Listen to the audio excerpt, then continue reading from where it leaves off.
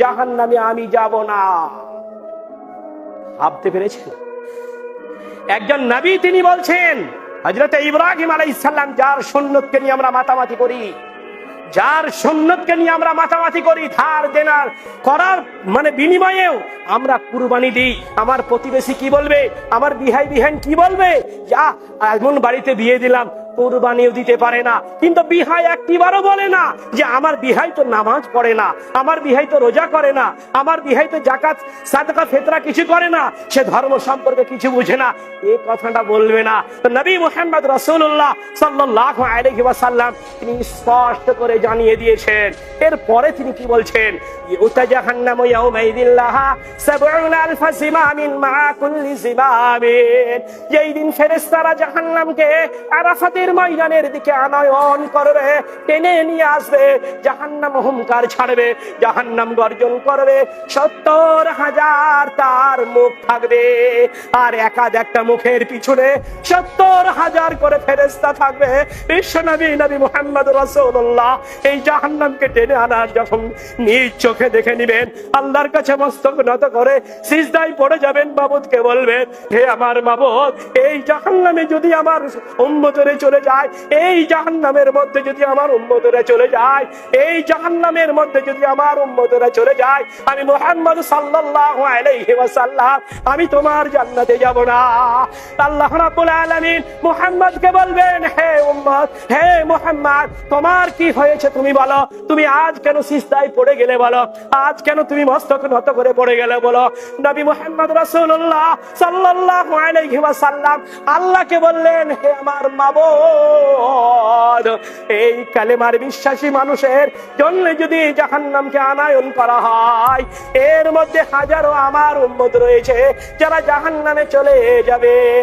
বিশ্বনবী নবী মুহাম্মদ রাসূলুল্লাহ সাল্লাল্লাহু আলাইহি ওয়াসাল্লাম আল্লাহর কাছে সুপারিশ করে বসলেন, তুমি আমার উম্মতকে পরিত্রাণ দাও, সুকান সুকান লিমান গায়্যারা বাদি, সুকান সুকান লিমান গায়্যারা বাদি।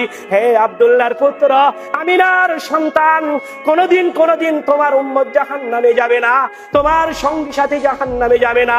কিয়ামতের ময়দানে হযরত আয়েশা সিদ্দিকা রাদিয়াল্লাহু তাআলা আনহা নবীকে বলছেন, নবীকে জিজ্ঞাসা করছেন, নবী তিনি আয়েশাকে বললেন, হে আয়েশা, হে নবী, কিয়ামতের ময়দানে লক্ষ লক্ষ কোটি কোটি কোটি কোটি মানুষ থাকবে, তার মধ্যে আপনি আপনার উম্মতদেরকে কি করে চিনে বের করে নেবেন? হযরত আয়েশা সিদ্দিকা রাদিয়াল্লাহু তাআলা আনহা এই কথা যখন বললেন, হে আয়েশা, তুমি শুনে নাও, কিয়ামতের ময়দানে আমি আমার উম্মতকে কি করে চিনবো?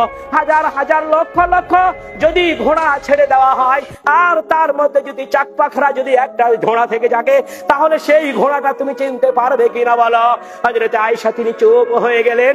আন-নূরু নূরুম মিনাল্লাহ, আন-নূরু নূরুম মিনাল্লাহ। আয়েশা, আমি যেই দিন মস্তক নত করে আল্লাহর দরবারে পড়ে যাব, যেই দিন আমার আল্লাহ বলবেন, যেই দিন আমার মাবুদ বলবেন, হে মুহাম্মদ, আজ তুমি মস্তক নত করো না, আজ তোমার মতো সৌভাগ্যবান ব্যক্তি কেউ হতে পারবে না। সেই দিন আল্লাহ রাব্বুল আলামিন তিনি বলবেন, আন-নূরু নূরুম মিনাল্লাহ।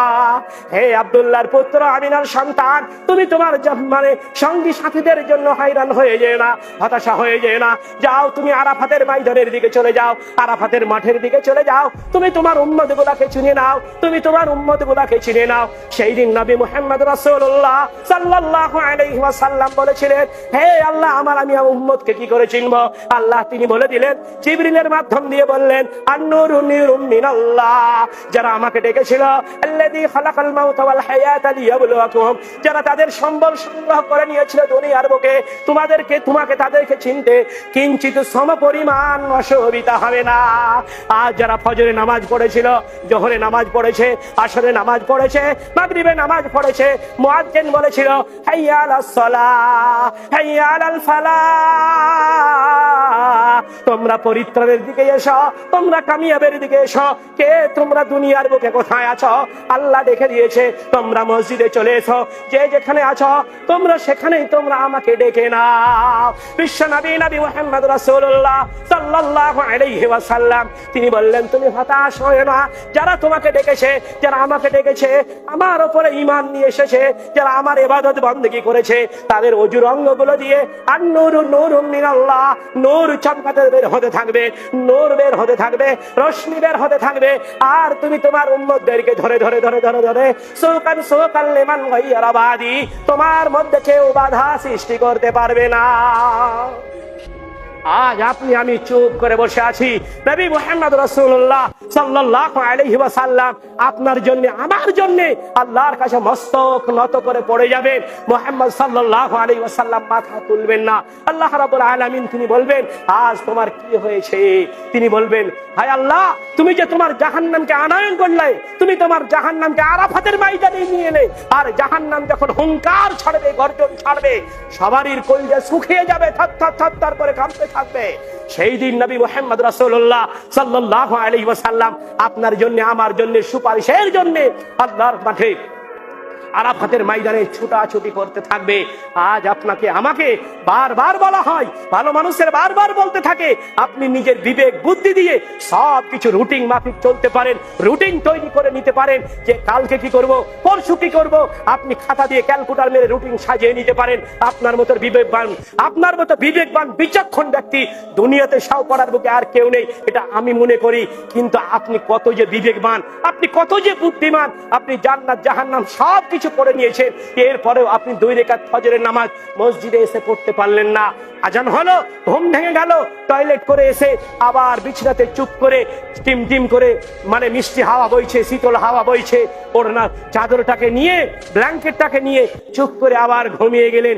এই তো কালেমা বিশ্বাসী মানুষ। তো আব্দুল্লাহর পুত্র নবী মুহাম্মদ রাসূলুল্লাহ সাল্লাল্লাহু আলাইহি ওয়াসাল্লাম তিনি বললেন, তিনার চাচার জন্য সুপারিশের জন্য, কালেমায়ে লা ইলাহা ইল্লাল্লাহ পড়ার জন্য, তিনার চাচার মুখ দিয়ে কালেমায়ে লা ইলাহা ইল্লাল্লাহ পড়াতে পারলেন না।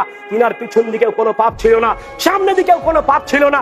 তাকে যদি জাহান্নামের আগুন সমূহের 2টি ফিতা পড়ানো হয়, আর তার বিনিময়ে যদি মাথার মগজ টকবক টকবক করে ফুটতে থাকে, আপনার মতো আমার মতো পাপিষ্ঠ ব্যক্তিদের জাহান্নামের শাস্তিটা হবে কি? একটিবার ভেবে দেখেছেন? একটিবার চিন্তা করেছেন?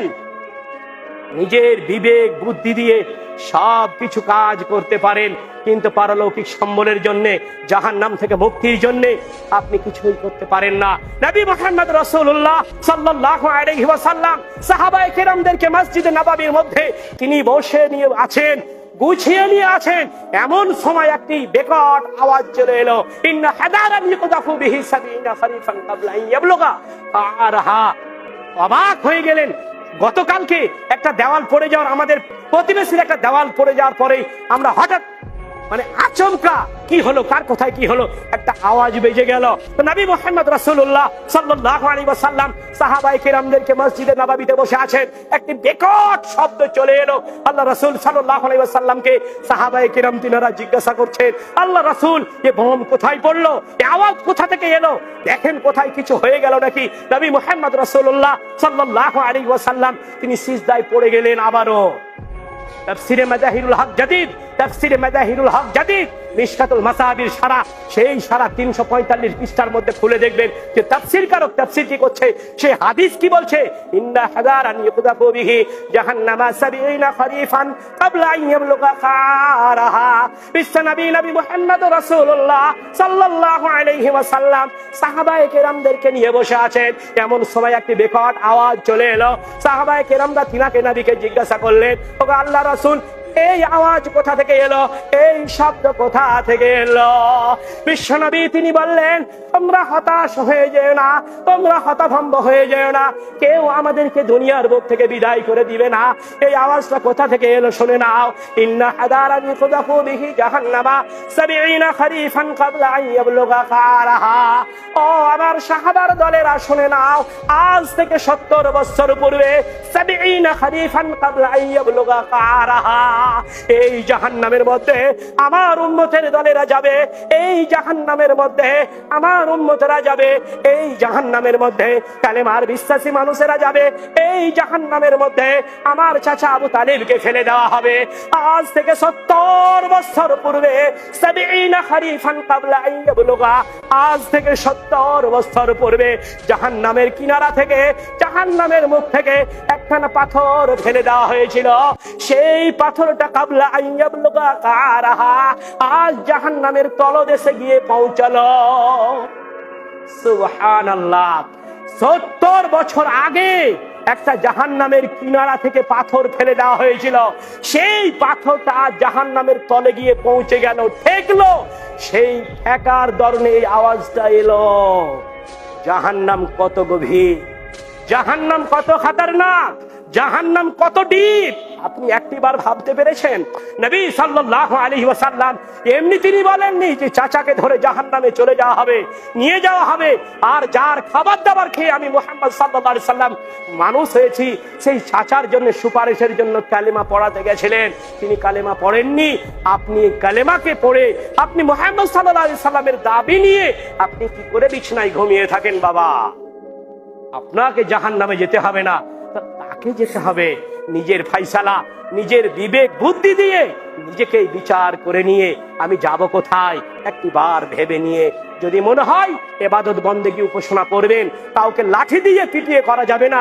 লাস্তা আলাইহিম বিমুসাইতির, আল্লাহ তিনি নবীকে বললেন যে তোমাকে আমি লাঠি দিয়ে পিটিয়ে সোজা করতে বলিনি, বাল্লিগু আন্নী ওয়ালাউ আয়া, তুমি মানুষের কাছে পৌঁছে দাও। প্রত্যেকেই জানে যে নামাজ না পড়লে পাপ হয়, প্রত্যেকেই জানে হালাল খেলে পাপ হয়, প্রত্যেকেই জানে ড্রিঙ্ক করলে পাপ হয়, শরীর অপবিত্র থাকে, প্রত্যেকেই জানে যে নামাজ যদি ছেড়ে দেওয়া হয়, এই মসজিদে ছোটবেলায় একটা চাট পড়েছিলাম আমি, যে এক রেখাত নামাজ ছেড়ে দিলে পরে 80 হুব্বা, মানে 484 বছর সে জাহান্নামে তোলে থাকবে। এই বোর্ডেই আমি পড়েছিলাম, এই বোর্ডেই আমি পড়েছিলাম, এই মসজিদে, যখন টিনের মসজিদ ছিল, এই কোণাতে একটা ফুলের গাছ ছিল, একটা কুয়া ছিল, যখন ছোটবেলায় পড়তে শিখেছিলাম তখন লেখা ছিল যে এক ওয়াক্ত নামাজ ছেড়ে দিলে পরে 80 হুব্বা জাহান্নামে থাকবে। 80 হুব্বা সমান 484 বছর সে জাহান্নামে থাকবে এক ওয়াক্ত নামাজ ছেড়ে দিলে। গত শুক্রবারের দিনে নামাজ পড়ে গেছেন, আজকে নামাজ পড়তে এসেছেন, কয় ওয়াক্ত নামাজ ছেড়েছেন, তাহলে কত বছর আপনি জাহান্নামে থাকবেন? একটি বার ক্যালকুলেটর করে মেরে নিবেন। আল্লাহ, তুমি আমাদেরকে তোমার যে হেদায়েতের পথ রয়েছে, তোমার যে শান্তির পথ রয়েছে, তোমার যে পরকাল রয়েছে, তোমার যে জান্নাত জাহান্নাম রয়েছে, আল্লাহ তুমি জাহান্নাম থেকে মুক্তি দিয়ে জান্নাতে যাওয়ার মতো তুমি আমাদের পথটাকে সরল সহজ করে দিও। লা ইলাহা ইল্লা আনতা সুবহানাকা ইন্নী কুনতু মিনাজ জালিমিন। রব্বানা আতিনা ফিদ দুনিয়া হাসানাতাও ওয়া ফিল আখিরাতি হাসানাতাও ওয়া কিনা আযাবান নার। রব্বানা তাকাব্বাল মিন্না ইন্নাকা আনতাস সামিউল আলিম ওয়া তুব আলাইনা ইন্নাকা আনতাত তাওয়াবুর রহিম। ওয়া আখিরু দাওয়ানা আনিল হামদুলিল্লাহি রাব্বিল আলামিন।